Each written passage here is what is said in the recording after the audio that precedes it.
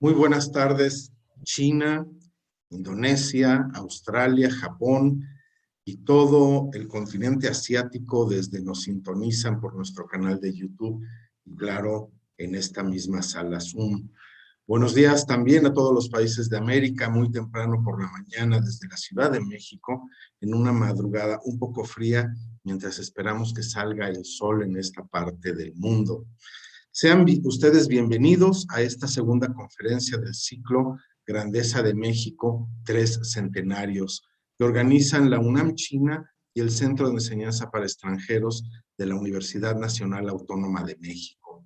El día de hoy tenemos una conferencista de lujo, la doctora Guadalupe Gómez Aguado. Muchísimas gracias por haber aceptado la invitación a participar en este ciclo de conferencias, mi estimada doctora Gómez Aguado. Al contrario, muchísimas gracias. Es para mí un honor y un gusto estar aquí y tener la oportunidad de compartir un poco de la historia tan rica de este país con estudiantes de diversas partes del mundo. Muchísimas gracias. Gracias a ti, porque de hecho debo mencionar que este ciclo de conferencias se lleva a cabo, se organiza gracias al apoyo y a las asesorías siempre generosas y atinadas de la doctora Guadalupe Gómez Aguado. El día de hoy, la doctora Gómez Aguado nos ofrecerá una conferencia sobre 1521, invasión o conquista, un tema que escucharemos sus posturas, las nociones que nos presentará. Y a continuación me permitiré leer una breve semblanza de la doctora. Posteriormente veremos el video de la conferencia y al final pasaremos a un diálogo con el público que está en esta sala y así como con los espectadores que nos sintonizan a través de nuestro canal de YouTube. La doctora Guadalupe Gómez Aguado de Alba es doctora en Historia por la Facultad de Filosofía y Letras de la UNAM. Es maestra en Historia Moderna y Contemporánea por el Instituto Mora y licenciada en Historia por el Instituto Cultural Helénico en México. Es profesora de tiempo completo en el Centro de Enseñanza para Extranjeros de la Universidad Nacional Autónoma de México. Sus líneas de investigación se han centrado en el estudio de las relaciones Iglesia-Estado y en el conservadurismo decimonónico. Ha impartido cursos de historia de México desde el periodo prehispánico hasta la época contemporánea. Ha coordinado y escrito libros y artículos de investigación, ha participado como ponente en encuentros académicos en México y en el extranjero, ha sido organizadora y coordinadora de diversas actividades académicas dentro de la Universidad Nacional Autónoma de México y ha participado en proyectos de investigación. Es miembro del Sistema Nacional de Investigadores y actualmente se desempeña como secretaria académica del Centro de Investigaciones sobre América Latina y el Caribe de la UNAM. Como mencioné hace unos momentos, les recordamos que al final de la conferencia podremos tener un diálogo con la profesora Gómez Aguado a través de comentarios y preguntas, las cuales podrán escribir tanto en el chat de esta sala Zoom como en el chat de la transmisión por YouTube. También les pedimos de manera pues muy especial que apaguen sus cámaras y micrófonos para que no intervengan, no interfieran con la conferencia y la presentación que nos hará la doctora Guadalupe Gómez Aguado. Así que, sin más preámbulos, daremos inicio al video que ha grabado para nosotros la profesora y que tiene como nombre su conferencia 1521, invasión o conquista. ¿Podemos, por favor, dar lugar al video? Menciono que nosotros, la doctora y yo, apagaremos las cámaras y estaremos con ustedes al final de la presentación. Hola a todos y a todas. Me da mucho gusto estar con ustedes en esta conferencia que pertenece al ciclo de conferencias Grandeza Mexicana y que es organizado por el Centro de Enseñanza para Extranjeros de la UNAM. Nuestra intención con estas conferencias es conmemorar los aniversarios que se van a recordar este año y que parten desde la fundación de la Ciudad de México Tenochtitlan, la conquista, la independencia y los 100 años de la fundación del CEPE. En este caso voy a hablarles de la conquista de México, de la Ciudad de México Tenochtitlan, ocurrida en 1521, y haremos una reflexión sobre cómo se ha explicado este acontecimiento y si podemos hablar de una invasión española o de una conquista de México. Algunos temas sobre los que reflexionar acerca del acontecimiento que ha sido llamado Conquista de México. Bueno, primero, este año se cumplen 500 años de la caída de la Ciudad de México Tenochtitlan, que cayó el 13 de agosto de 1521. Precisamente este es el aniversario que se está conmemorando en este 2021. ¿Cómo se ha explicado este suceso a lo largo de los 5 siglos transcurridos desde entonces? Bueno, eso es lo que vamos a reflexionar a lo largo de esta conferencia y también al final hacer una reflexión sobre por qué llamar a este acontecimiento invasión y no conquista. Porque en el 2021 se ha tratado de llamar a este hecho como invasión española y dejar de hablar de conquista de México. Entonces a esto dedicaremos la conferencia. Bueno, primero muy rápidamente, la conquista de México se refiere a la llegada de las tropas españolas a la Ciudad de México Tenochtitlan, entonces la capital del llamado Imperio Mexica. Esto ocurrió en 1519 con la llegada de un grupo de españoles comandados por el capitán Hernán Cortés. La llegada de Hernán Cortés a Veracruz coincidió con una embajada del emperador Moctezuma II, el gobernante de México Tenochtitlan, quien envió a algunos hombres a reconocer a estos extraños que llegaban en ese momento al territorio de lo que hoy es México. Este acontecimiento fue en 1519, la llegada de Cortés. Alrededor de 2 años más tarde es que los españoles, junto con miles de aliados indígenas, conquistaron la Ciudad de México. Entonces, este hecho marca el inicio del dominio español en estas tierras, el nacimiento del virreinato de la Nueva España y marca también una alianza que se hizo entre los indígenas tlaxcaltecas sobre todo y otros grupos indígenas con los españoles para vencer a los mexicas, que eran el grupo dominante en ese momento en el territorio de Mesoamérica.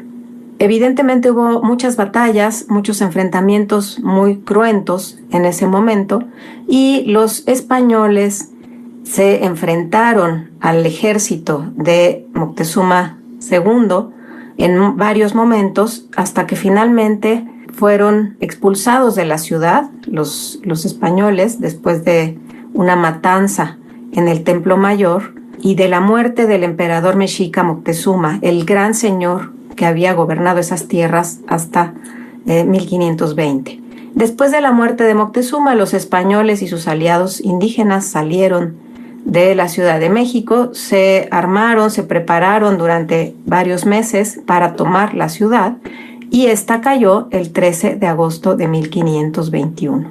Esto es una narración muy rápida de cómo sucedieron los acontecimientos que, como decía yo al principio, se conmemoran en este año de 1521.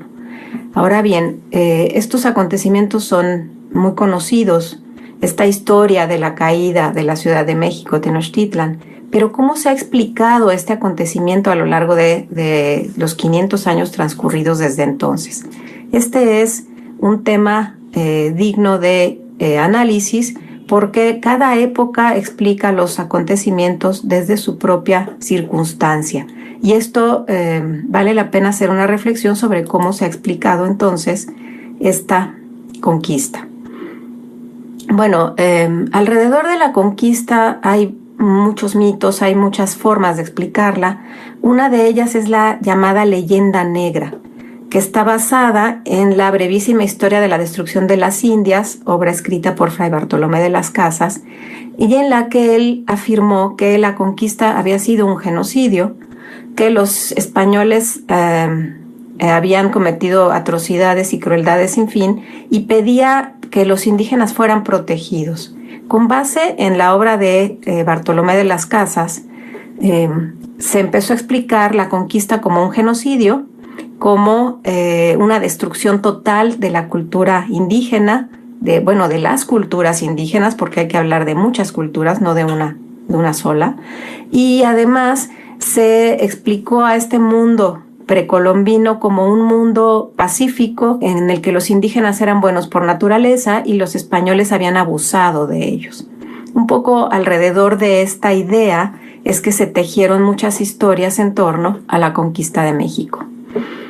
Además, este es un hecho lleno de mitos, como por ejemplo el decir que Hernán Cortés conquistó México con 500 o 600 españoles, una hazaña impresionante, que unos cuantos hombres pudieran dominar a miles de indígenas, algo que sabemos no es cierto porque en realidad Cortés y sus hombres no hubieran podido llevar a cabo la conquista sin la ayuda de los aliados indígenas, que se sumaron miles de ellos porque estaban cansados del dominio mexica y de la exigencia de pago de tributos y de las guerras para obtener prisioneros para el sacrificio. Y entonces, fue realmente una alianza de los conquistadores españoles con los indígenas, enemigos de los mexicas, quienes lograron conquistar el territorio. Además, otra idea es que México existía antes de la conquista, es decir, era una entidad política preexistente que acabó con su libertad con la llegada de los españoles y recuperó esa libertad con la independencia. Y esta idea de un México preexistente, de una nación indígena preexistente, no permite comprender un mosaico multicultural lleno de distintas lenguas y de distintas costumbres, que era el territorio de lo que hoy es México. Entonces, alrededor de esta leyenda negra, como comentaba, se hicieron varias ediciones de la obra de Bartolomé de las Casas, ilustradas con escenas sobre la crueldad y los abusos cometidos por los españoles, y con esta imagen muy recurrente sobre la nobleza y la indefensión de los indígenas conquistados. Esto además deja una impresión de unos grupos indígenas que no tenían cómo defenderse, cosa que es completamente alejada de la realidad.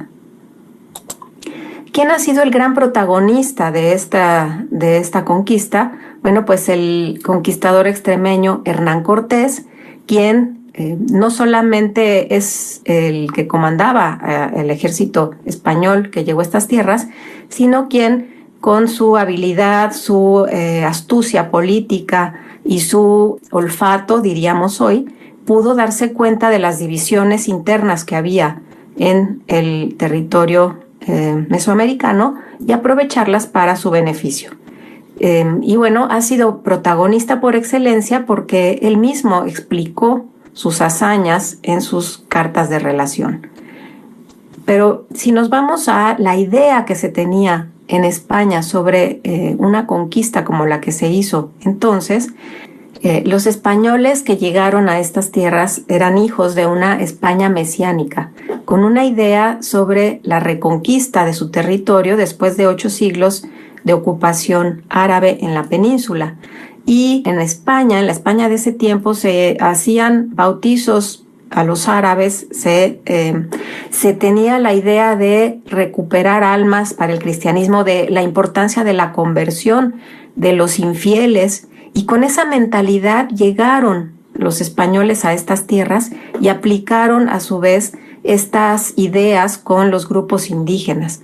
Y entonces la conquista desde España se justificó como algo bueno para los indígenas porque se les estaba enseñando la verdadera religión. Entonces, veremos esta idea en muchas de las explicaciones sobre la conquista en el siglo XVI. También un protagonista de los relatos sobre la conquista fue el apóstol Santiago, quien había sido un personaje central en la reconquista de la península. Hay muchos relatos que hablan de cómo ayudó, o sea, se aparecía y ayudaba a los ejércitos católicos en contra de los infieles. De igual manera, en la conquista de la Nueva España, el apóstol Santiago apareció como una figura que ayudó a los españoles a conquistar a los indígenas. Pero después se volvió también una figura importante en el imaginario del mundo novohispano. Entonces, bueno, vemos ahí cómo se empezó a mezclar esta idea de un mesianismo, como decía yo, español, pero que en estas tierras fue acogido por los grupos indígenas también. Y bueno, ¿quién puso, como comentaba yo, en la mesa todos estos temas, digamos, o quién los dio a conocer? Pues uno de los principales propagandistas de esta visión sobre la conquista, de la cristianización de los indígenas y de la importancia de civilizar a los indígenas fue precisamente Hernán Cortés. Que mediante sus cartas de relación, una serie de cartas que él envió al emperador Carlos V, Carlos I de España, explicó todas las hazañas que había llevado a cabo durante esta conquista y pues dio a conocer al rey lo que había hecho. Sabemos que estas cartas de relación fueron prohibidas, fueron estrictamente controladas y después prohibidas por la misma corona, porque se volvieron muy populares y Hernán Cortés comenzó a ser muy popular en el mundo europeo por estas hazañas, y entonces las historias de conquista acabaron siendo controladas por la corona para evitar esta visión sobre las hazañas de los conquistadores. Otra de las obras que va a sentar las bases de estos relatos de la conquista es la historia verdadera de la conquista de la Nueva España, escrita por Bernal Díaz del Castillo, uno de los hombres de Hernán Cortés, que es una historia tardía, porque si bien Cortés escribe sus cartas de relación conforme casi van ocurriendo los acontecimientos, Bernal escribe alrededor de 1575. Entonces realmente ahí busca rescatar las hazañas de los conquistadores y quitarle importancia a la figura de Hernán Cortés y dar importancia a los hombres que lo acompañaron. O sea, Bernal dice, no fue Cortés solo, fuimos muchos quienes conquistamos. Y bueno, esta es otra forma de explicar la conquista a lo largo del siglo XVI, desde la perspectiva de los principales cronistas. He mencionado solo a Cortés y a Bernal Díaz, pero bueno, hay muchos otros. Ellos son, digamos, los más importantes, las obras emblemáticas. Y bueno, ¿cómo se explicó la conquista desde la perspectiva indígena? Esto seguimos en el siglo XVI.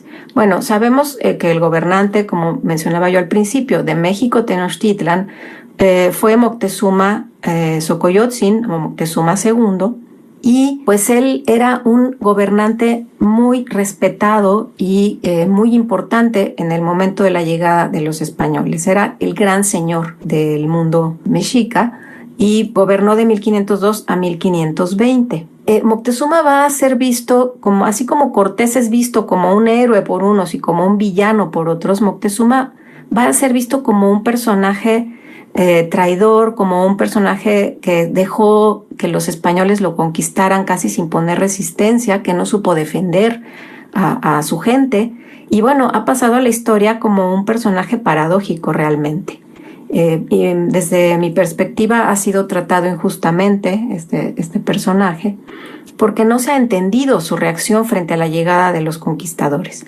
Pero bueno, ¿cómo va a ser visto Moctezuma en las crónicas de conquista, igual que los españoles, que se van a escribir a lo largo, a fines de, bueno, la segunda mitad, perdón, del siglo XVI y a principios del siglo XVII, vamos a tener varias historias hechas desde el punto de vista indígena. Una de ellas va a ser el Códice Durán, en el que se va a explicar la conquista desde la perspectiva de los indígenas educados por los españoles, por los frailes españoles, pero que van a buscar rescatar su pasado, que van a interpretar los hechos de su pasado, digamos, indígenas educados por los frailes, pero que todavía tienen costumbres, ideas y conocen cómo era el pasado prehispánico. Entonces son obras muy interesantes que nos muestran esta otra mirada desde la perspectiva de los indígenas. Otra obra muy importante es el Códice Florentino, en el que los alumnos del Colegio de Tlatelolco, alumnos de Fray Bernardino de Sahagún, van a dar también su versión de cómo fueron los acontecimientos, cómo fue la conquista en su momento. Y bueno, pues por supuesto van a dibujar a la manera de los códices también imágenes de esta conquista. Entonces, es interesante que en estas obras indígenas se va a presentar la perspectiva de los españoles, pero aliados con los indígenas. Como vemos en algunas imágenes, el ejército español viene siempre acompañado de sus aliados. No son solo los españoles, se exalta la figura, la importancia y el papel protagónico que tuvieron los indígenas en esta conquista. Una figura central también en estas crónicas indígenas va a ser Malintzin, esta mujer que fue intérprete de Hernán Cortés, que también es una figura de las que llama más la atención en esta gran gesta, porque bueno, ella va a ser quien traduzca o explique el mundo indígena a los españoles. A partir de su conocimiento del maya y del náhuatl, sabemos cómo va a traducir mediante también la ayuda de Jerónimo de Aguilar, otro intérprete de Hernán Cortés, cómo va a traducir el mundo indígena a los españoles. Y además va a aprender español, se dice que muy pronto, y entonces pues va a ser una figura central en la conquista. Desde la perspectiva de los españoles casi no le dan importancia a Malintzin, casi no la mencionan, se menciona muy poco. Pero en cambio, los indígenas en estas crónicas la ponen como una figura central, a veces más alta, más grande que los mismos conquistadores. En otras imágenes van a ponerla incluso con rasgos europeos, vestida como europea, porque Malintzin va a cobrar una importancia central, insisto, en estas crónicas indígenas. Igualmente, muchas de estas imágenes van a demostrar las crueldades cometidas por los españoles, como por ejemplo la matanza del Templo Mayor en mayo de 1520, en una fiesta en la Ciudad de México, Tenochtitlan, en donde van a ser masacrados los mexicas por parte de los españoles, pero también de sus aliados, sobre todo los tlaxcaltecas, van a participar en esta masacre. Y bueno, pues esa va a ser también una imagen recurrente en las crónicas indígenas. Y bueno, la alianza tan importante que van a hacer Hernán Cortés y sus hombres con los señores de Tlaxcala, en los que además Malintzin siempre va a aparecer como, insisto, la intérprete, la que es un enlace en este mundo indígena y el mundo español. En imágenes como el lienzo de Tlaxcala, se van a exponer la conquista de esta gran ciudad, el sitio de la ciudad y el dominio de las poblaciones de los alrededores del lago y cómo van a ser vencidas estas poblaciones, pero en estas imágenes indígenas la figura de los indígenas va a ser central, no la de los españoles. Vamos a ver españoles peleando junto con los indígenas. Y bueno, como comentaba yo, vamos a ver estas imágenes en donde Malintzin es más grande que todos los personajes pintados en las imágenes. Ella es la figura central. Evidentemente, estas explicaciones indígenas que vamos a ver en el siglo XVI nos hablan de un mundo en la segunda mitad del siglo XVI en donde los indígenas están tratando de enfatizar su importancia en esta caída de México Tenochtitlan y en esta conquista. Y por supuesto buscan que se les reconozcan los méritos de sus ancestros en esta conquista. ¿Cómo vamos a explicar la conquista en el siglo XVII? ¿Cómo se va a explicar en el siglo XVII ya en el universo novohispano, digamos? Un siglo que algunos han llamado el siglo de la autonomía o el siglo olvidado, porque durante una época se estudió poco el siglo XVII.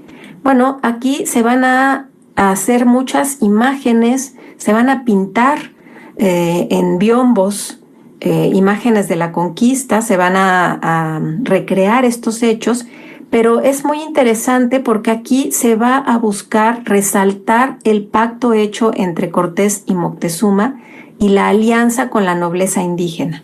Es decir, ya no se va a explicar la conquista solo desde la perspectiva de los conquistadores o desde las imágenes de las obras hechas por indígenas, sino que ahora se va a exaltar este pacto. Se quiere dejar una idea de que la conquista en realidad forma un pacto entre la antigua nobleza indígena y los conquistadores para crear una nueva realidad. ¿Por qué? Porque hablamos de un siglo en donde ya se está formando una identidad novohispana.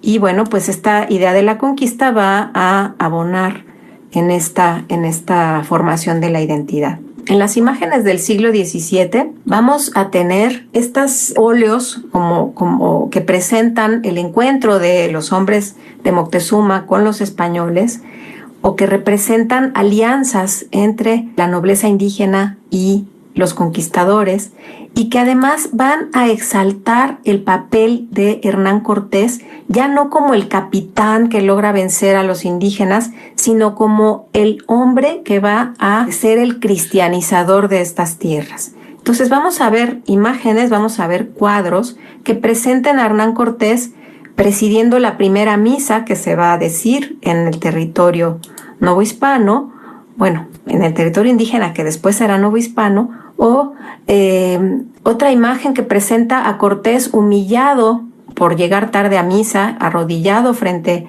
a un fraile, despojado de su armadura militar, para dar ejemplo a los indígenas de la importancia de la religión. Entonces, estas imágenes del siglo XVII nos hablan de cómo se quiere explicar desde otra perspectiva este acontecimiento, esta conquista. Ya en el siglo XVIII vamos también a ver cómo se va a enfatizar que Moctezuma acepta volverse vasallo del rey Carlos I. Y se habla mucho del momento en que Moctezuma rinde vasallaje frente a Hernán Cortés y acepta ser vasallo del rey. Este es un acontecimiento muy polémico que ha sido cuestionado por muchos historiadores especialistas en el tema, pero que es recurrente en las crónicas españolas, hablar de cómo Moctezuma aceptó el vasallaje. ¿Y esto por qué es importante? ¿Y por qué a principios del siglo XVIII se vuelve a hablar de esto? Bueno, porque se habla ya en este siglo de la importancia de cómo los indígenas deciden ser vasallos de los españoles, y esta idea de vasallaje se relaciona con la idea de consolidar el dominio español sobre estas tierras. Y claro, el siglo XVIII, hay que decirlo, es un siglo en el que hay un cambio dinástico en España, en que cambia la dinastía Habsburgo por la dinastía Borbón, y hay todo un movimiento tendiente a la centralización del poder. Y entonces de ahí que se exalte esta imagen de el mundo indígena vasallo del mundo español. Una de las obras muy importantes que vamos a ver ya hacia la segunda mitad del siglo XVIII es la Historia Antigua de México de Francisco Javier Clavijero. Aquí dimos un salto de las ideas sobre el pacto hecho en la conquista y la idea del vasallaje. Vamos a ver hacia la última parte del siglo XVIII un intento de rescatar el mundo antiguo. Así como se rescata el mundo antiguo por el clasicismo que está en boga en Europa en esa época, pues los jesuitas, que van a ser expulsados de los dominios españoles en el mundo en la segunda mitad del siglo XVIII, van a escribir obras que rescaten el pasado indígena. Pero, ¿por qué quieren rescatar el pasado indígena? Pues porque es lo que lo hace distinto al mundo americano del mundo europeo. Este pasado, estas llamadas antigüedades mexicanas, van a ser fundamentales para un discurso que busca hablar de la diferencia de lo americano con lo europeo. Y para esto se va a hablar entonces de la importancia de las ruinas, de las antigüedades, de los vestigios prehispánicos. Y bueno, como mencionaba, Clavijero va a ser muy importante, la obra de Clavijero, para en esta tendencia de rescatar el pasado, pero el pasado indígena, ya no la conquista. En el último cuarto del siglo XVIII, más o menos que coincide con la publicación de la obra de Clavijero, vamos a ver en la Nueva España una tendencia de hablar de una primera evangelización de estas tierras por parte del apóstol Santo Tomás, y se va a asegurar que incluso los indígenas, desde antes de la llegada de los españoles y de la conquista, van a conocer a la imagen de la Virgen de Guadalupe y van a conocer la religión católica por esta primera venida del apóstol Tomás. Uno de los personajes que va a hablar de esto y va a ponerlo en la discusión va a ser Fray Servando Teresa de Mier, este personaje tan importante del mundo novohispano y después de la vida independiente de México, quien en un sermón guadalupano va a hablar de esto, va a decir: la Virgen era ya conocida por los indígenas antes de la conquista. Y bueno, ¿por qué es importante esto? Más allá de que Fray Servando haya tenido o no la intención o en ese momento una idea de independencia, sí vemos ya una tendencia de los novohispanos de decir: somos distintos a Europa, somos distintos a los españoles. Y esta labor cristianizadora de los españoles había sucedido antes. Es decir, lo que se había exaltado a lo largo de la época virreinal de la importancia del catolicismo para los indígenas, pues aquí quedaba anulada por la idea de que los indígenas ya habían sido cristianizados antes.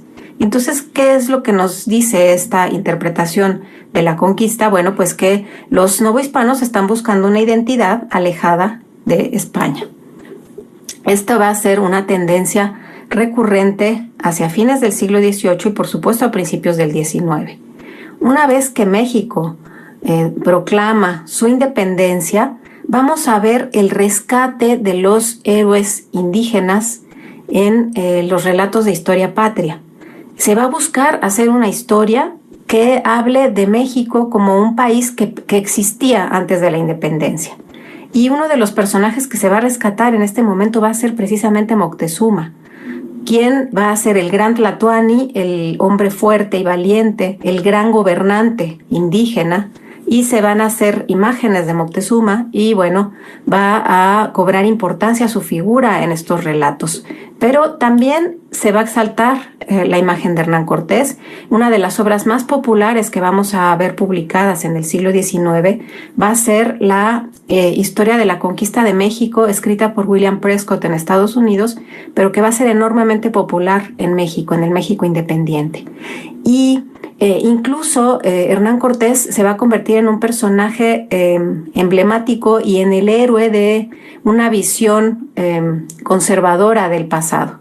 ¿Sí? Se va a hablar de estas grandes hazañas de Cortés, también se va a hablar de su alianza con los tlaxcaltecas en contra de los mexicas y de la figura de Malintzin en la historia de Prescott.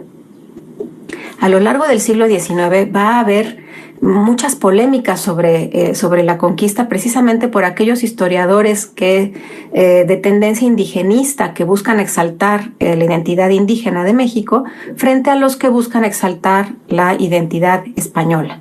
Entonces vamos a tener esas dos visiones en el siglo XIX que se van a enfrentar y van a ser bandera de grupos políticos. El conservadurismo se va a identificar con los españoles y el liberalismo con los indígenas. Vaya, no es tan esquemático, pero más o menos así va a ir el relato.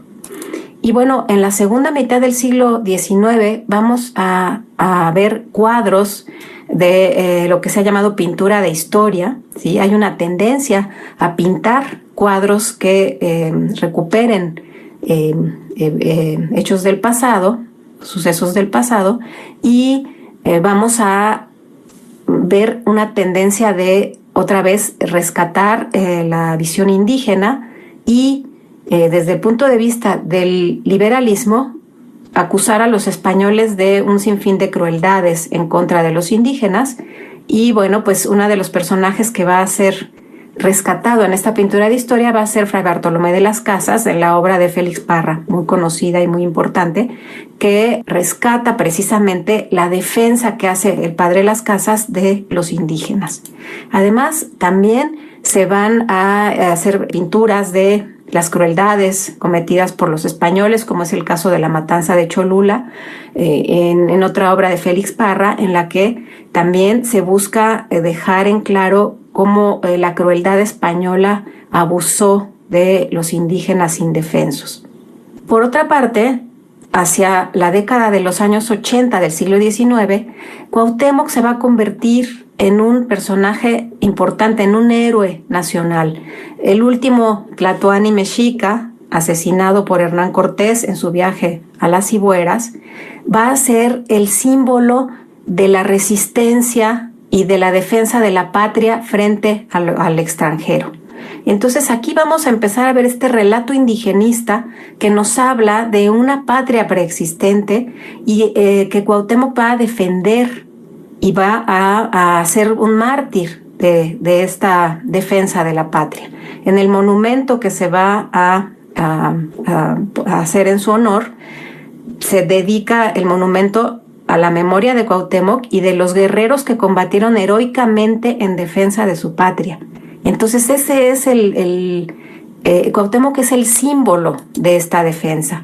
Se va a pintar en estas pinturas de historia y también en estos relieves, se va a plasmar la tortura a la que fue sometido Cuauhtémoc por los hombres de Hernán Cortés para que confesara en dónde estaba el tesoro de Moctezuma. Se habla mucho de la valentía de Cuauhtémoc que aguantó estoicamente la tortura y no confesó nada. Y pues esto lo vamos a ver reflejado, insisto, en este monumento a Cuauhtémoc y también en la pintura de historia. También se van a rescatar episodios de la conquista, como el encuentro de Moctezuma y de Hernán Cortés, más o menos a mediados del siglo XIX, y insisto, la tortura, el tormento de Cuauhtémoc. Igual se va a plasmar la rendición de Cuauhtémoc hacia fines del siglo XIX y otra vez la figura de Moctezuma como un personaje fundamental de este episodio de la conquista. Y bueno, vamos a ver una tendencia de los pintores de historia de esos años, estamos ya hablando del Porfiriato y de fines del siglo XIX, de rescatar un pasado indígena desconocido. Como vemos en la reconstrucción del entorno y en la forma en que se imaginaban este mundo indígena, realmente no había estudios todavía muy extendidos, ni se conocía muy bien cómo había sido este mundo prehispánico, pero se buscaba rescatar este pasado y darlo a conocer a partir de estas imágenes. Un cuadro que va a ser muy polémico en 1898 va a ser el Zompantli, pintura de Adrián Unzueta, en donde él va a recrear el Zompantli, este altar de cráneos del que hablan las crónicas de la conquista que tenían los mexicas en la ciudad de Tenochtitlan. Y además en esta pintura él va a poner a los españoles sacrificados por los indígenas. Una visión distinta a esta otra idea indigenista. Y bueno, va a ser terriblemente criticado por esta pintura y lo van a criticar por haber puesto en una pintura las crueldades indígenas en vez de haber plasmado las crueldades españolas. Entonces, bueno, ya vemos en este momento, estamos hablando de fines del siglo XIX, cómo la polémica entre indigenistas e hispanistas va a ser muy extendida en la prensa, en el ámbito cultural. Se va a debatir mucho quién está a favor de la visión indigenista y quién está a favor de la visión hispanista. No hay consenso.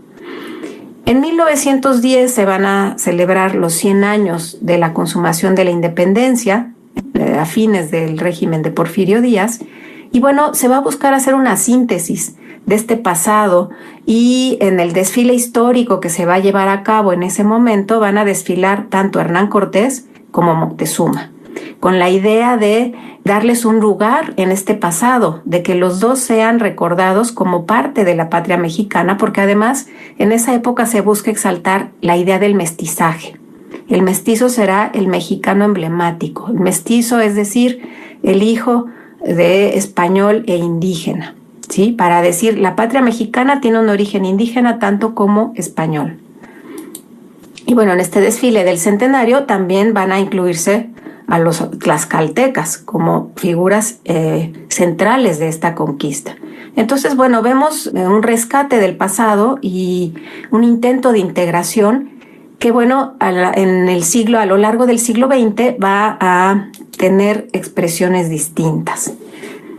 ¿Qué pasa ya después de la Revolución Mexicana, a partir de la década de los años 20? Bueno, pues vamos a tener otra vez expresiones artísticas que tratan de rescatar este pasado, pero ahora desde el punto de vista de los muralistas. Este gran movimiento artístico que va a dedicarse a pintar los muros de los edificios más importantes de México, y en donde se va a hacer también pintura de historia. Y entre estas pinturas vamos a ver La Malinche y Cortés de José Clemente Orozco, en el antiguo Colegio de San Ildefonso, en donde se plasma esta idea del mestizaje. Esta primera mitad del siglo XX vamos a ver que se va a hablar del mexicano como el mestizo emblemático, el descendiente de españoles e indígenas. Y bueno, Orozco va a pintar también escenas de la conquista en varias de sus obras, en las que plasma las crueldades españolas y pone al conquistador como una especie de robot enorme que clava su espada sobre indígenas desnudos e indefensos. Vamos a ver mucho este tipo de imágenes. Diego Rivera va a ser otro de los artistas, de los muralistas de la época, que va a pintar imágenes de la conquista en edificios emblemáticos, como es el caso de esta imagen que está en el Palacio de Cortés y que representa la batalla de Tlatelolco, con un Hernán Cortés al frente del ejército peleando con los indígenas. Pero también va a pintar a Cortés en el Palacio Nacional, en la escalinata central de Palacio Nacional, en su magna obra en la que habla de toda la historia de México. Y aquí vamos a ver a Diego Rivera, que pinta a Hernán Cortés como un hombre deforme, grotesco incluso. ¿Por qué? Porque esa es la idea que en ese momento se tiene sobre lo que sucede en la conquista. Y entonces Hernán Cortés no puede ser retratado como ha sido retratado en la historia, sino que tiene que ser retratado como este personaje deforme por la sífilis, que es lo que se decía, con un rostro completamente grotesco, y además con las crueldades cometidas por los españoles que son el marco de estas imágenes. Por su parte, David Alfaro Siqueiros va a hacer pinturas como nuevamente el Tormento de Cuauhtémoc, y va a recrear este momento en donde vemos a un Cuauhtémoc torturado con el fuego, desnudo, mientras los españoles con sus armaduras contemplan estas escenas, y además hay incluso un perro rabioso a punto de ser lanzado en contra de este héroe. Entonces, bueno, vamos también a ver cómo Cuauhtémoc seguirá siendo un héroe, un personaje central de este momento histórico, de esta primera mitad del siglo XX, y va a ser recreado también en los calendarios de Jesús Helguera, que van a ser estas figuras muy románticas en donde se busca plasmar la idea de Cuauhtémoc como el gran héroe, ¿sí? Este personaje cuyo nombre quiere decir, por cierto, águila que cae, que se va a ver como un gran guerrero, y se va a identificar a la patria mexicana con él. Pero este mismo Helguera también va a hacer imágenes como esta de Hernán Cortés con Malintzin, una imagen romántica en donde nos quiere presentar esta relación entre Cortés y la indígena como una relación amorosa, en donde además ellos van a ser padres del primer mestizo. Entonces vemos, insisto, la idea del mestizaje en esta época. Hacia la segunda mitad del siglo XX vamos a ver imágenes como esta de Jorge González Camarena, que se llama La fusión de dos culturas, en la que pues vemos este momento en el que un soldado español y un guerrero indígena se funden con una lanza y con una espada, dando una idea de el mestizaje nuevamente. Y finalmente, otra imagen muy importante es la que está en el Palacio Municipal de Tlaxcala, en donde la conquista se presenta como una alianza entre los señores indígenas los españoles con Malintzin al centro. ¿Por qué? Bueno, porque Tlaxcala siempre ha exaltado ese papel de alianza con los españoles, no de víctimas, no de guerreros en contra de los españoles, sino de aliados. Y eso lo vamos a ver en este mural hecho en los años, a fines de la década de los años 60. Más o menos en los años 80, en la Ciudad de México, se va a poner en Coyoacán una escultura. Coyoacán es uno de los barrios más tradicionales de la Ciudad de México, en donde Cortés construyó su primera casa mientras reconstruían la Ciudad de México después de la conquista, y donde se dice que vivió Malintzin también.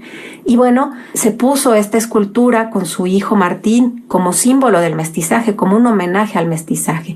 Pero los años 80 ya no eran esta época de hablar del mexicano mestizo, y hubo una oposición tremenda y fue necesario quitar esta estatua, desaparecerla. Y bueno, la escondieron en un parque, también en Coyoacán, y se robaron al pequeño Martín. Entonces, si ustedes ven hoy esta escultura, van a ver que falta Martín. ¿Por qué? Porque no hay un consenso, ni hay un gusto por esta idea del mestizaje y por pensar que los españoles son de alguna manera parte de este pasado mexicano.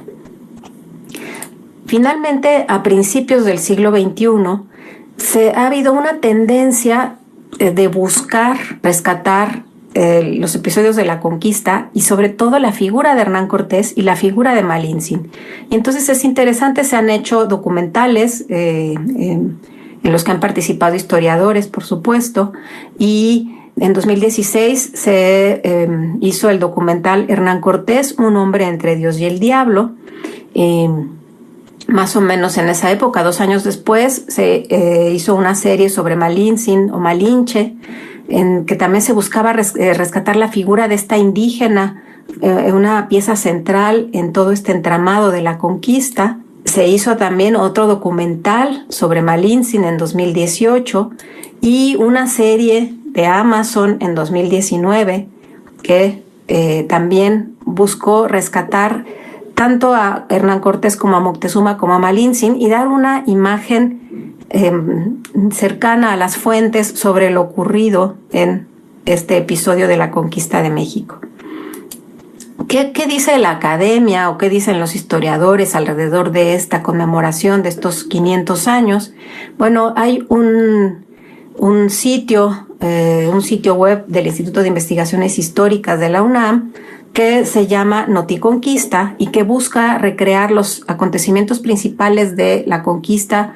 Empezó en 2019 y va a terminar cuando se cumplan los 500 años, y ha sido un esfuerzo impresionante de historiadores de rescatar fuentes de primera mano, imágenes, y de hablar de la conquista. Pero la tendencia de este grupo de investigadores es presentar la visión indígena, es decir, qué pasó con los indígenas, cómo vivieron esto, cómo quitar a Hernán Cortés como un protagonista de estos episodios de la conquista y dejar a los indígenas como protagonistas. Digo, por supuesto, siempre con la contraparte española, pero digamos es una visión que trata de dar un papel central a la participación indígena en estos acontecimientos. ¿Qué podemos entonces decir como conclusión después de este rápido recorrido por cómo ha sido explicada la conquista en 500 años? Digo, evidentemente ha sido muy esquemático y muy rápido este recorrido, pero bueno, ¿por qué decimos que fue una invasión o que fue una conquista? Hablar de invasión española, desde mi perspectiva, implica quitar a los indígenas aliados de los españoles el papel protagónico que tuvieron en los acontecimientos. No fue una conquista, no fue una invasión española, fue una conquista de la Ciudad de México, Tenochtitlan, con indígenas y españoles. Entonces, no me parece que sea una invasión como tal, como España llegó, invadió y conquistó, no. Fue todo un proceso de alianzas con la población local. Además, también despojamos a México de su raíz hispana. Hablar de invasión española implica que llegaron unos invasores y se fueron, ¿y qué quedó aquí? La cultura mexicana que conocemos hoy, nos guste o no, es hija de la raíz indígena, de la raíz española, de raíces africanas y asiáticas. Es una cultura verdaderamente rica. ¿Por qué quitar todo eso a las expresiones culturales que forman hoy a México? Bueno, en cada época el pasado se interpreta de manera diferente, de acuerdo con los intereses y el contexto de quienes buscan respuestas en lo que pasó para explicar lo que es. Lo que podemos concluir después de este recorrido es que en el siglo XXI México sigue sin reconciliarse con su pasado, sigue sin encontrar una explicación que deje contentos a todos los grupos que habitan este territorio y sigue discutiendo qué pasó hace 500 años. ¿Quién es el protagonista? Muchas gracias.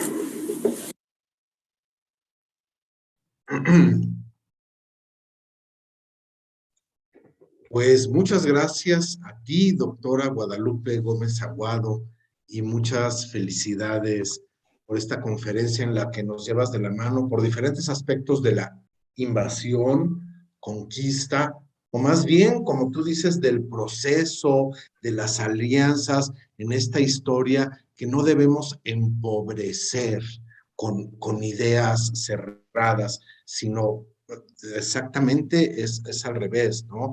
Hay que ver cuáles son las diferentes aristas y estudiarlas. Sustentas ideas encontradas y en este momento tan importante en la historia de México. Y también discutir si se trató de una invasión o de una conquista va muy de la mano con las posturas actuales que deben dejar de ser reduccionistas. Y te voy a citar a ti mismo cuando en alguna otra conferencia, en otro espacio has dicho que no podemos juzgar al pasado con los ojos del presente porque estaríamos condenados a no comprender, a no entender de dónde venimos. También sabemos que hay ideas polarizadas, ¿no? Una posición extrema dice, qué bueno que España acabó con una civilización tan cruenta, tan sangrienta, ¿no? Otro polo que conocemos y hemos escuchado mucho, dice que fue un genocidio, que los españoles vinieron a destruir una civilización superior, lo cual casi me hace pensar en la idea del buen salvaje, ¿no? En ver las culturas prehispánicas como nobles e inocentes que fueron corrompidas por Europa, y tampoco debemos apasionarnos de una manera desmedida y desinformada porque te cito otra vez a ti misma, caeríamos en anacronismos. ¿Y qué te parece ahora que escuchemos al público, ¿no? Tenemos una transmisión por YouTube desde la cual pueden escribir sus preguntas en el chat.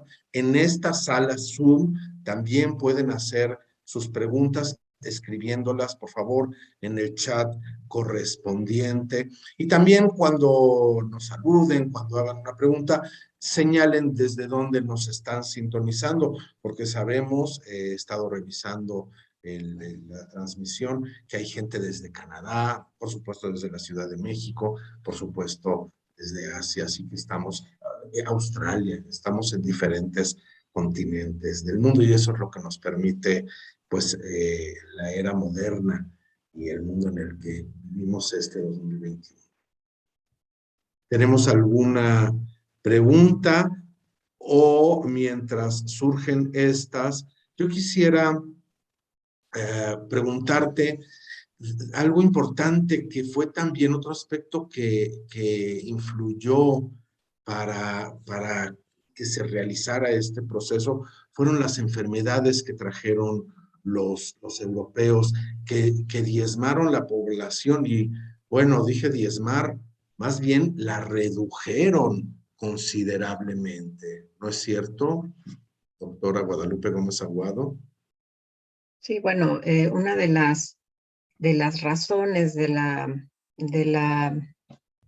digamos, de la consolidación del dominio español en estas tierras, en Mesoamérica, fue precisamente lo que se ha llamado la guerra bacteriológica, ¿no?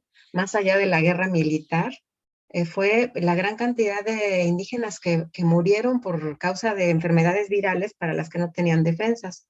Entonces, bueno, ahora que está la pandemia tan en la boca de todos, de hablar de lo que causa un virus para el que no tenemos defensas, pensemos lo que significó en ese mundo la llegada de la viruela, el sarampión, eh, varias enfermedades virales que no había en América.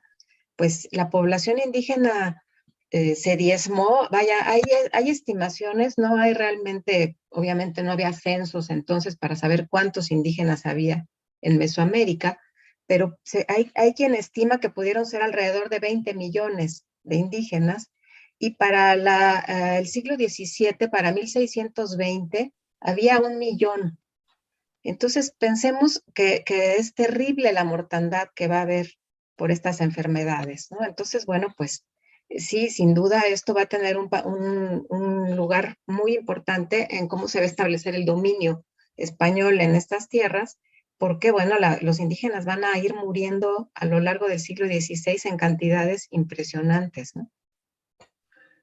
Y esto refuerza la idea de que la invasión, la conquista, el proceso histórico es multifactorial, no es blanco-negro que ocurre así, ni de un día para otro, ¿cierto? Ujú. Tenemos una pregunta, José Rodríguez nos pregunta, ¿en qué parque, en qué lugar se ubica actualmente la escultura de Hernán Cortés y su familia? Bueno, esa escultura que les comentaba yo que se robaron al pequeño Martín, el hijo de Malintzin y Hernán Cortés, está en el Parque Xicoténcatl en Ciudad de México, un parque en Coyoacán que está un poco escondido, y ahí pusieron la escultura ya sin Martín porque pues se la robaron, como les digo, ¿no? Y está pues abandonada prácticamente, ¿no? Claro. Comentan desde Gatineau, la doctora habló con un excelente ritmo para un hispanohablante canadiense que no tiene el español como idioma nativo, y estoy también de acuerdo con ellos. Tenemos saludos desde Coyoacán, desde la Ciudad de México, desde Cholula, Puebla, así que estamos llegando a diferentes puntos. ¿Hay alguna otra pregunta? Yo tengo algunos comentarios, pero no quiero acaparar yo la palabra, más bien quiero aprovechar que tenemos aquí a la especialista en el tema que pues nos puede orientar. Mientras resalto la idea que tú expones de que no fueron 500 o 600 españoles los que le hicieron la guerra a México, Tenochtitlan, sino cómo esto se vio favorecido de manera decisiva por la gran cantidad de enemigos que tenía México, Tenochtitlan, ¿no? Y tampoco hablar de una sola cultura, sino de la gran riqueza de culturas, incluso lo vemos en las lenguas, ¿no? México actualmente tiene pues más de 68, si no me falla la memoria, lenguas indígenas en el año 2021, y se han perdido lenguas. ¿Cómo era la situación y la riqueza cultural hace 500 años? Pues tuvo que haber sido impresionante, ¿cierto? Claro. Y algo que es importante también mencionar es bueno, lo que se ha llamado conquista de México, como les decía yo al principio, es la caída de la ciudad de México, Tenochtitlan. Pero la conquista, el dominio sobre el territorio fue un proceso de 3 siglos. Vaya, se fueron conquistando los territorios poco a poco, se fueron extendiendo hacia el norte, hacia el sur, hacia el sureste, y todo esto fue un proceso de siglos, ¿no? Entonces, pues no es algo que sucede el día que cae Tenochtitlan, ya conquistaron los españoles y ya 600 españoles. Pues sabemos que no fue así, ¿no? Es un proceso muy, muy largo que se logra consolidar hacia fines del siglo XVIII, y luego ya viene la independencia, ¿no? Entonces, Así es. sí, realmente una entidad política en construcción. Va a ser a lo largo de la época virreinal y después en el siglo XIX y hasta hoy, ¿no? Claro, me gustó mucho esto. Es una construcción y no es como que tal día, a tal hora exactamente, ¿no? Fue ya la conquista, pum, bibidibabidibú. Tenemos más comentarios. Centeotl perdón, se está moviendo, denme un segundito. Ya. Centeotl Mendoza Molina comenta, las propuestas de los movimientos de la plástica mexicana siempre han reivindicado la postura mexicanista. ¿Qué nos comentas? Perdón, no escuché bien. Las propuestas de los movimientos de la plástica mexicana siempre han reivindicado la postura mexicanista. Sí, bueno, pues eso es un hecho que se reivindica esta visión, digo, postura mexicanista, hablamos de la postura tendiente a favorecer la visión indígena y hablar de los españoles como los invasores, ¿no?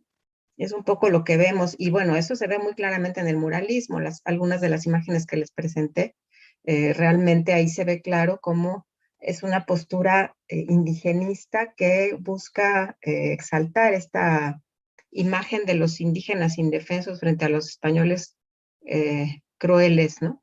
Y bueno, lo que también es interesante es pensar que esto que presenté como imágenes de la plástica mexicana se replica también, por supuesto, desde la perspectiva historiográfica, desde la literatura. O sea, no se puede hablar de todo esto porque sería muy complejo, mucho más larga la conferencia, pero así como se hacen este tipo de imágenes, igualmente se publican obras que rescatan el pasado indígena y que atacan a los españoles. Entonces tenemos una tradición desde el siglo XIX, desde la independencia, tenemos una tradición de decir España vino, nos conquistó y después nos liberamos y México es indígena. Aunque nuestra cultura, como lo digo yo, es una cultura muy rica, que tiene raíces españolas, indígenas, asiáticas, africanas, que es un mosaico cultural impresionante, además, que cambia mucho de acuerdo con la región de la que estemos hablando. Y entonces, pues, digamos que es un poco absurdo explicar así la historia cuando sabemos que es mucho más amplia la explicación, ¿no? O sea, decir somos indígenas, recuperamos la libertad y todo lo demás lo borramos, pues no es cierto. La cultura mexicana es una cultura que se nutre de todas esas fuentes, ¿no?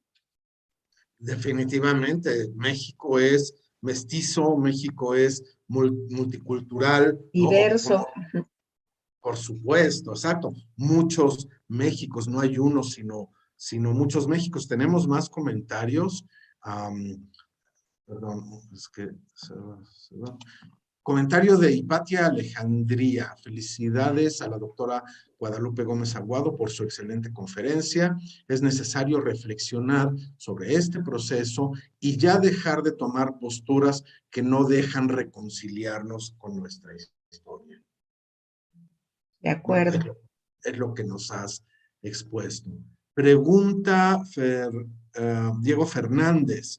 ¿Cómo trata Hernán Cortés a sus aliados indígenas?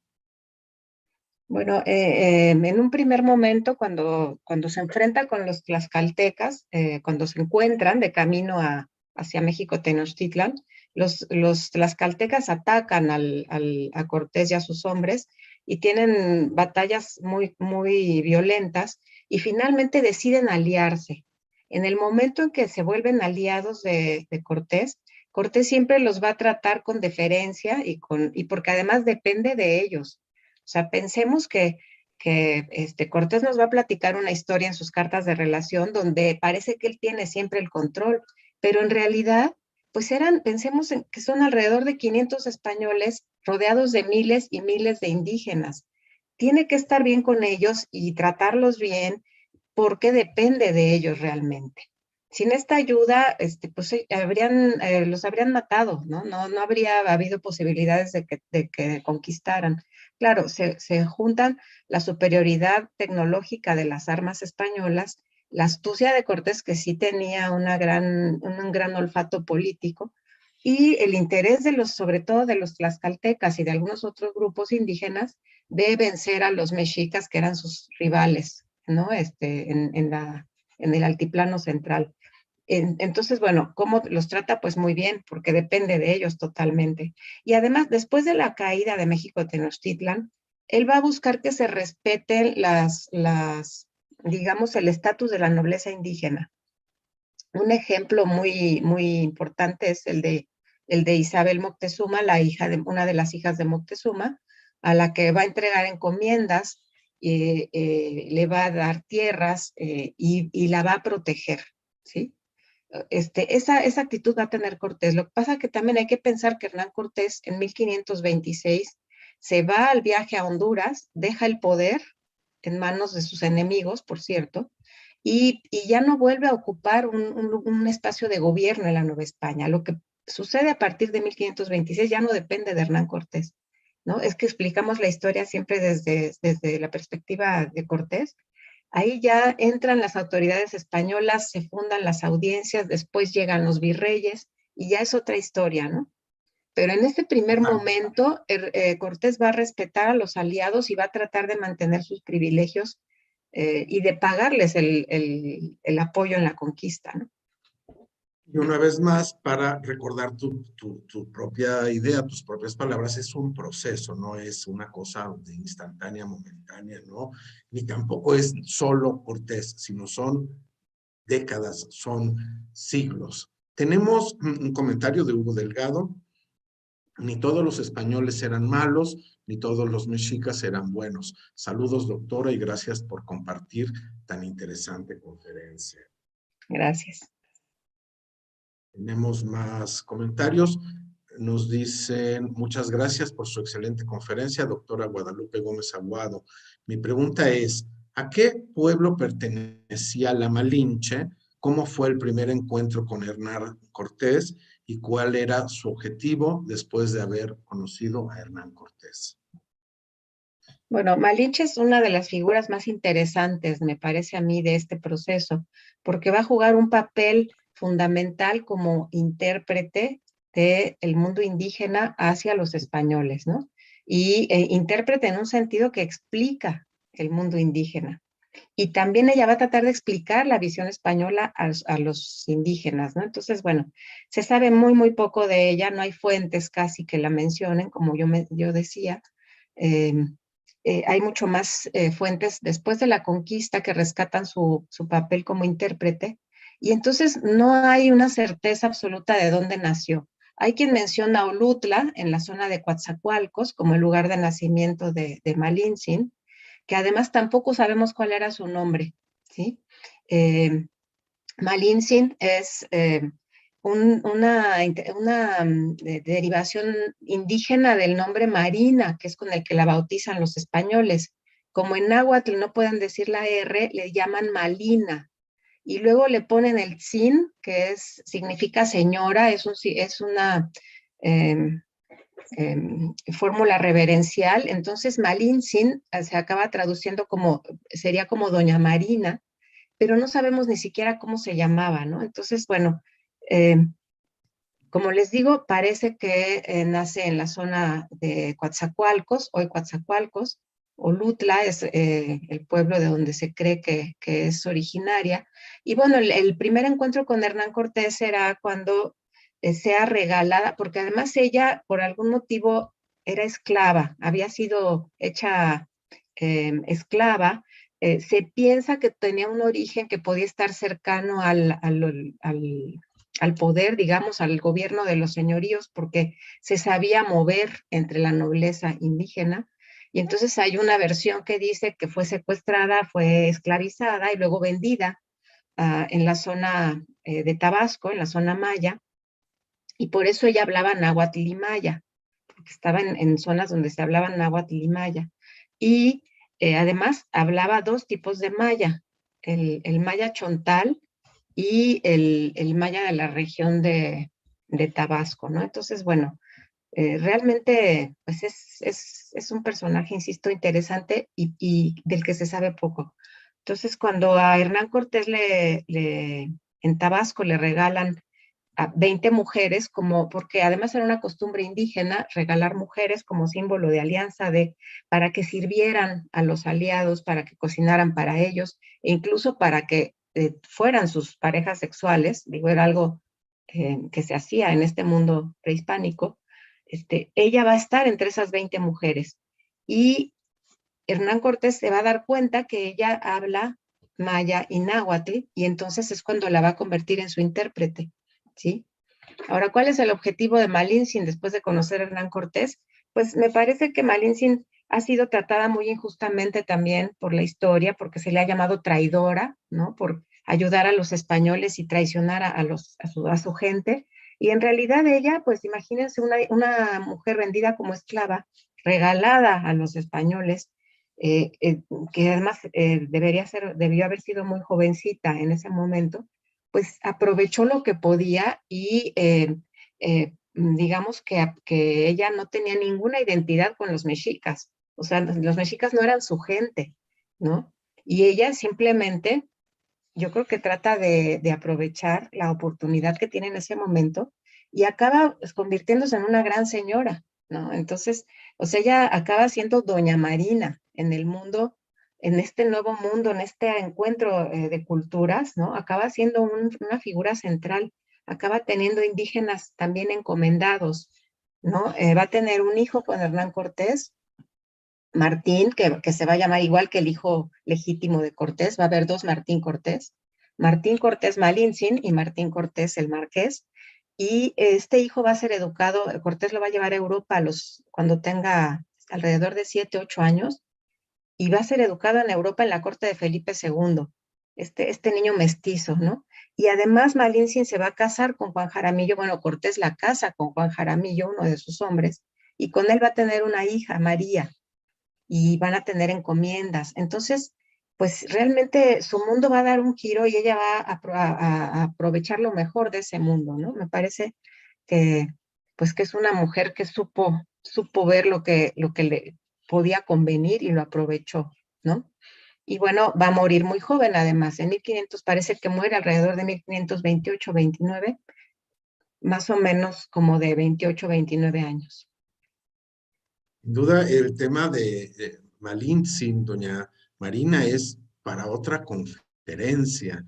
Y Sí, sí. sí, estoy totalmente de acuerdo. Lo has resumido muy, muy bien, nos has dado todas las ideas de manera clarísima y me puse a pensar incluso en el término malinchista, ¿no? O sea, es pues qué cruel, qué feo utilizar a la Malinche para crear este término. Y también siempre me pregunto cómo era en un inicio este diálogo, ¿no?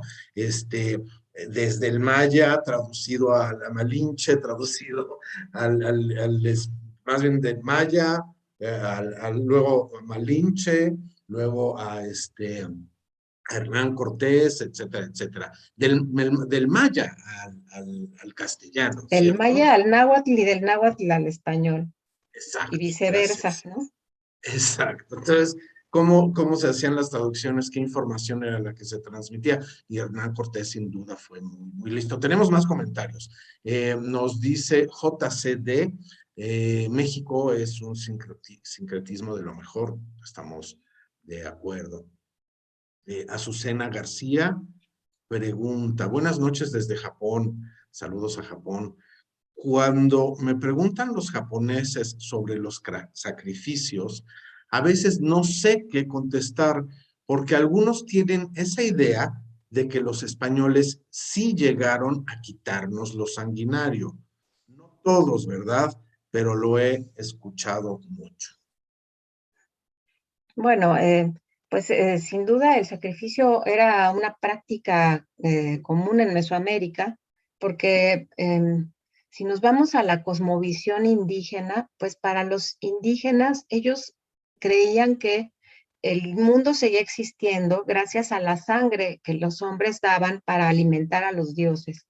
En los mitos de creación indígena, los dioses habían dado su sangre para crear al ser humano. Entonces los humanos tenían que dar su sangre para alimentar a los dioses. Y había sacrificios para propiciar las cosechas, para propiciar la lluvia, para, digamos, propiciar el triunfo sobre los enemigos, en fin. Realmente es un mundo en el que el sacrificio humano era parte de la cosmovisión. Entonces, bueno, no hay que verlo con los ojos de hoy y decir eran unos sanguinarios, sino simplemente tratar de comprender el significado ritual que tenía el sacrificio humano. Y bueno, a la fecha hoy en día hay voces en España, por ejemplo, que dicen, nosotros fuimos a conquistar esos bárbaros y gracias a nosotros dejaron de practicar sacrificios. Pues esa también es una visión extrema que no comprende el significado de esta cultura, ¿no? De finalmente es la, la explicación de su mundo, ¿no? O sea, lo que llamamos cosmovisión, lo repito. Entonces, pues no eran sanguinarios. Claro, ahorita vemos el sacrificio humano como una cosa, una atrocidad, por supuesto. En este momento cualquiera lo considera así, pero hace 500 años en cultura, todas las culturas antiguas, por cierto, han practicado sacrificio humano, todas. Digamos que van, después hacen sacrificios animales y después se acaban los sacrificios. Son también etapas de la relación del hombre con lo divino, ¿no? Entonces, pues yo creo que hay que decir que sí, se practicaba el sacrificio humano y se acabó obviamente con la conquista porque en efecto para los conquistadores eran signos de barbarie espantosos llegar y encontrarse que en una pirámide habían sacrificado a un hombre, le habían sacado el corazón y las pirámides estaban llenas de sangre, ¿no? Los templos y las escalinatas. Pues sí, es un choque cultural, pensemos que es un terrible choque cultural. Pero bueno, con los ojos de hoy, pues es tratar de comprender por qué hacían sacrificios humanos, qué significado tenían y por qué los españoles se horrorizan cuando ven los sacrificios humanos, ¿no? O sea, podemos entender las dos posturas. Exacto, y tú lo explicas muy bien cuando dices no podemos juzgar con los ojos de hoy al mundo, tenemos que darle su lugar. Nos comenta Hipatia Alejandría, siempre este proceso ha sido manipulado por quien está gobernado y le impone su única visión. Hay que estudiar la historia para conocerla sin apasionamientos. Y por cierto, yo quiero, nos estamos acercando al final de la transmisión, tenemos muy pocos minutos. Quisiera pedirte, Guadalupe Gómez Aguado, que nos recomiendes para el público que no tiene mucho conocimiento de este periodo histórico de México, que quiera aprender más, algunos textos básicos, una bibliografía que sea accesible en cualquier lugar del mundo, incluso en otras lenguas, en inglés, por supuesto. ¿Qué nos puedes recomendar? Bueno, los libros excelentes del Colegio de México, la Historia General de México, del Colegio de México, que creo que se ha publicado en varios idiomas y se encuentra disponible pues en Amazon, sin hacer publicidad a Amazon, pero seguramente ahí se puede conseguir.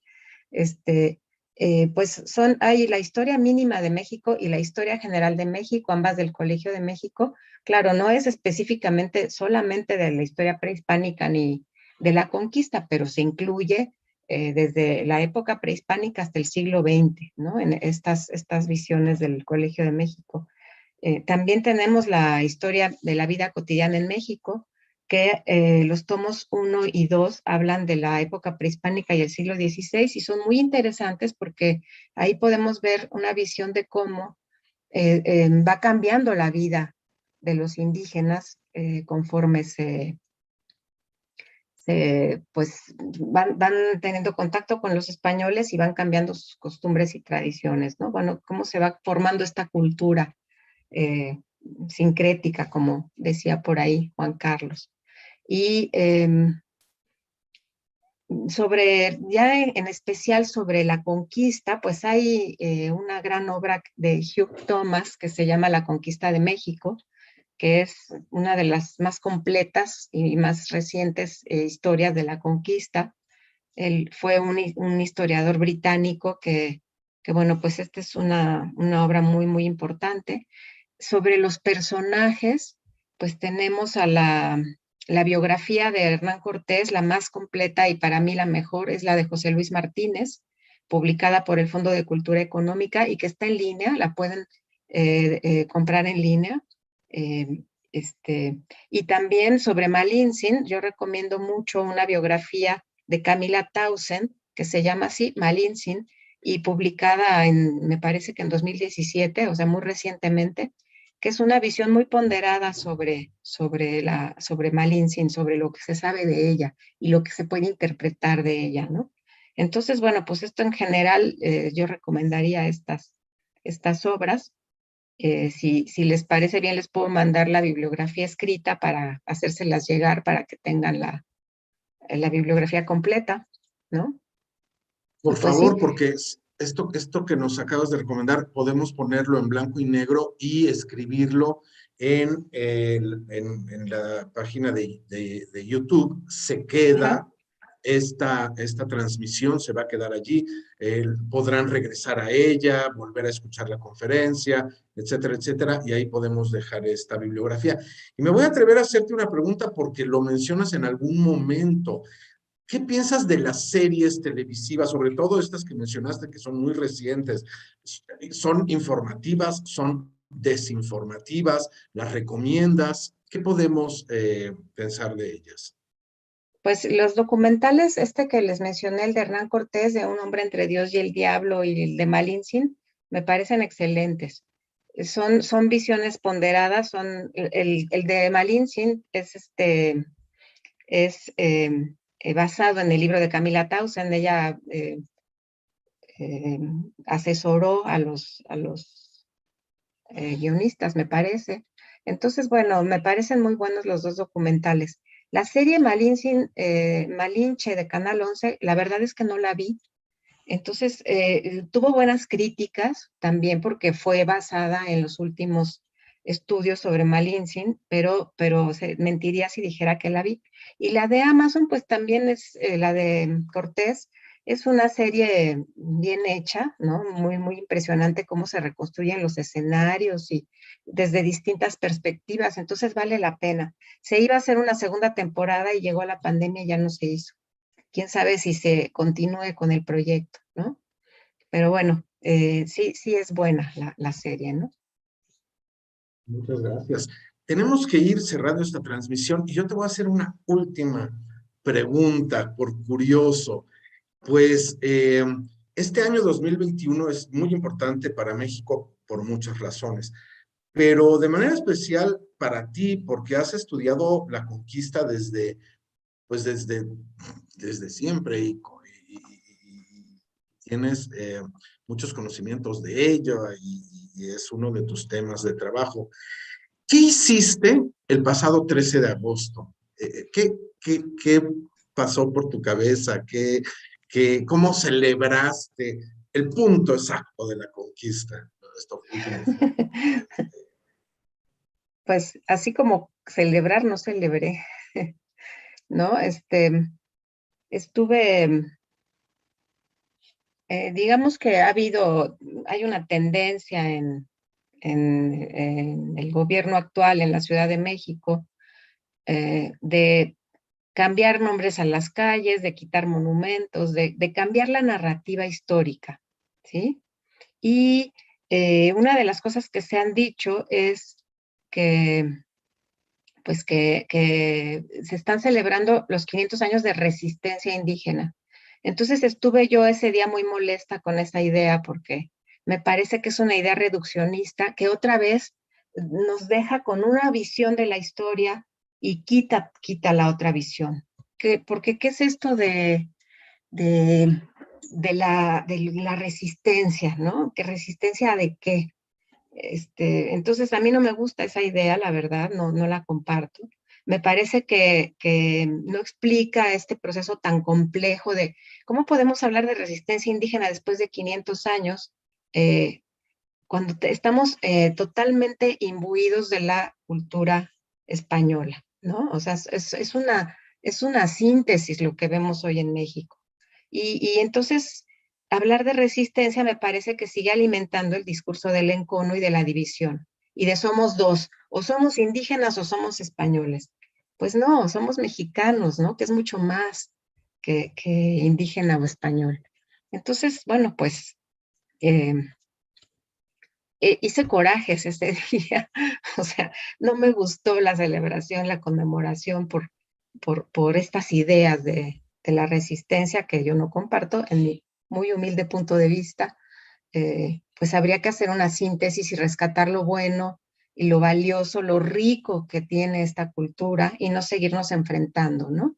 Y seguir con estos discursos polarizantes de o somos españoles o somos indígenas, que ni uno ni otro, ¿no? Sí, se hizo hace unos años, se hizo un intento de, cuando estaban estos estudios genómicos, de sacar el genoma mexicano, ¿no? No sé si tú te acuerdes, Javier. Y Claro. pues lo que se encontró en una muestra que se hizo de material genético de muchos habitantes de este país es que pues hay genes de todos lados. O sea, tenemos genes europeos, genes americanos, genes asiáticos, genes africanos. No hay razas puras y menos podemos hablar de eso ahorita. Y entonces México es eso, es este gran mosaico cultural, ¿no? Entonces, ¿por qué no rescatar todo eso y por qué no tratar de hacerlo propio y sentirnos orgullosos además? Vaya, yo entiendo que en México hay mucho racismo, ha habido una opresión contra los pueblos indígenas, ha habido un maltrato hacia los pueblos indígenas. Eso es un hecho que no queremos negar tampoco, pero es una deuda histórica que ningún gobierno ha resuelto. Ninguno, desde el siglo XIX y hasta hoy, nadie ha resuelto el problema de cómo incorporar y tratar con respeto y como se debe a los pueblos indígenas, ¿no? Entonces va más allá de la historia, es realmente, no cambiemos el discurso, sino cambiemos la actitud, ¿no? Entonces, bueno, pues esas reflexiones hice el 13 de agosto de 1521. Qué bien, porque además nos dejas, sin duda, con estas últimas ideas, nos dejas reflexionando, ¿no? Repitiendo lo que hemos dialogado, lo que nos has explicado de manera tan clara, tan magistral, y por eso te agradezco, te agradecemos de manera muy, muy especial. Debemos recordar que este ciclo de conferencias lo organizan la UNAM China y el Centro de Enseñanza para Extranjeros de la Universidad Nacional Autónoma de México. Muchas gracias al director de la UNAM China, el doctor Guillermo Pulido, a Pablo Mendoza y a Raúl López Parra del equipo de trabajo de la UNAM China también. Agradecimientos especiales al CEPE UNAM, a Roberto Muñoz en los controles, siempre con un gran apoyo y una excelente actitud. También a Valeria Palafox, de la Coordinación de Cultura del CEPE, por supuesto al director del CEPE, el doctor Alberto Vital. Y para concluir, queremos invitarlos a la tercera y última conferencia de este ciclo Grandeza de México, organizado con la UNAM China. Será el próximo lunes 27 de septiembre en el mismo horario, y la invitada será una vez más nuestra querida doctora Guadalupe Gómez Aguado, que ahora nos hablará sobre 1821 a 200 años de la independencia de México. Les recordamos que estas conferencias permanecerán en la página de YouTube de CEPE Videos. Búsquenlo así en YouTube, CEPE Videos, y quedará colgada permanentemente, donde además podrán encontrar muchas otras conferencias y actividades académicas sobre lengua española y nuestra cultura mexicana. Guadalupe Gómez Aguado, mi querida doctora, ha sido un honor para mí estar contigo en esta transmisión. Te doy las gracias y nos veremos muy pronto en otros espacios. Muchísimas gracias, el honor ha sido mío. Gracias a todos los que nos acompañaron. Saludos especiales al doctor Guillermo Pulido y gracias a todos y muchísimas gracias, Javier. Hasta muy pronto. Cerramos Qué nuestra gusto, transmisión. Guadalupe, felicidades. Igual, qué gusto verte, ¿Eh? querido. ¿Cómo estás? Bien, bien, bien, bien, bien, bien. Escuchándote, maravillosa conferencia, ¿eh? Qué bueno, Maravillosa, muchas gracias. muchísimas gracias.